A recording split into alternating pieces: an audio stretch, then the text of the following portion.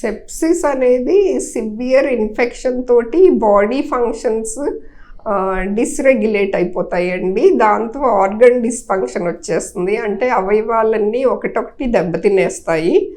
దానికి మెయిన్గా ఫస్ట్ మనకి వాళ్ళు వచ్చినప్పుడు ఆల్టర్డ్ సెన్సోరియంలో రావచ్చు, బీపీ పూర్తిగా డౌన్ అయిపోయి రావచ్చు. ఇలా కండిషన్స్లో వస్తారు. వాళ్ళకి ఇమ్మీడియట్గా చేయాల్సింది బీపీ మెయింటైన్ చేయడానికి ఫ్లూయిడ్ రిససిటేషన్ అంటాము, అది చేయాలి. వెంటనే ఇన్ఫెక్షన్ ఏంటో కాజ్ తెలవాలి కాబట్టి కల్చర్స్ అనేది పంపిస్తాము.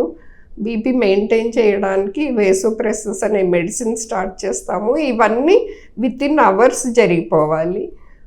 యాంటీబయాటిక్స్ కూడా ఫస్ట్ 1 అవర్లో వీలైనంత వరకు ఎంపెరికల్గా, అంటే మోస్ట్ లైక్లీ ఈ ఇన్ఫెక్షన్ అని అనుకున్నప్పుడు దానికి సరిపోయే యాంటీబయాటిక్ అనుకున్నది స్టార్ట్ చేసేస్తాము. కల్చర్స్ పంపించి అది కల్చర్స్ రావడానికి టైం పడుతుంది. కల్చర్స్ వచ్చిన తర్వాత మళ్ళీ యాంటీబయాటిక్స్ అడ్జస్ట్ చేస్తాము. సో ఇవన్నీ వెంటనే జరగాలి. బీపీ మెయింటైన్ చేయాలి, ఆక్సిజన్ లెవెల్స్ మెయింటైన్ చేయాలి, అవసరమైతే వెంటిలేటర్ పెట్టాలి, యాంటీబయాటిక్స్ వెళ్ళాలి, బ్లడ్ టెస్ట్ అండ్ కల్చర్స్. ఇవన్నీ ఏ ఆర్గన్ ఇన్ఫెక్షన్ అనుకుంటున్నామో, లంగ్ ఇన్ఫెక్షన్ అనుకుంటే కఫము టెస్ట్ పంపించాలి, బ్లడ్ ఇన్ఫెక్షన్ అనుకుంటే బ్లడ్ కల్చర్, యూరిన్ కల్చర్, ఇలాగన్నీ పంపిస్తాము. ఒకవేళ బ్రెయిన్ ఇన్ఫెక్షన్ అని డౌట్ ఉంటే దానికి వెన్నులో ఉండి నీరు తీసి అది కూడా పరీక్షకు పంపిస్తాము.